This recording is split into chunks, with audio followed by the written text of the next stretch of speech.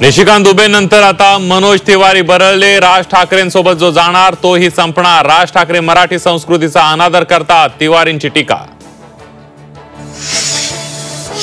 राज ठाकरेंविरोधात न्यायालयात जनहित याचिका दाखल। कथित भाषण आणि हिंसाचाराला चिथावणी देण्याचा याचिकेतून आरोप। राज ठाकरेंवर गुन्हा दाखल करण्याची मागणी।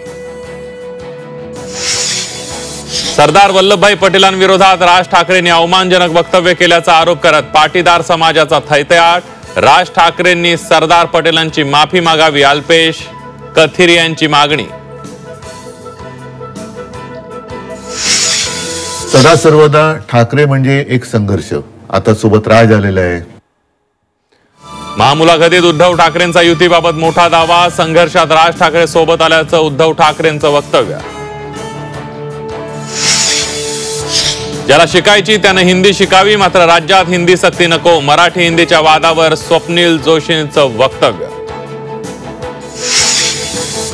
दहशतवादी कसाब उज्ज्वल निकमांना बादशाह म्हणायचा। टू द पॉइंट मुलाखतीत निकमांची कसाबबाबत माहिती।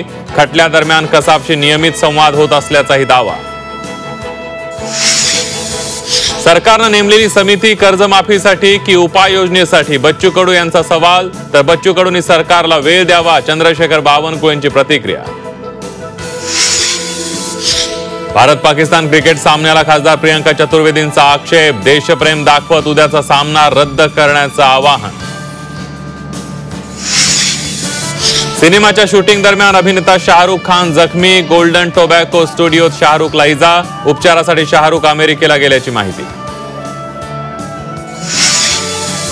पुण्यातल्या कात्रज प्राणी संग्रहालयातील चितर क्वारंटाईन। 16 चित्रांचा मृत्यू झाल्यानंतर इतर प्राण्यांशी चित्रांचा संपर्क रोखला। चित्रांसाठी स्वतंत्र अॅनिमल कीपरची नेमणूक।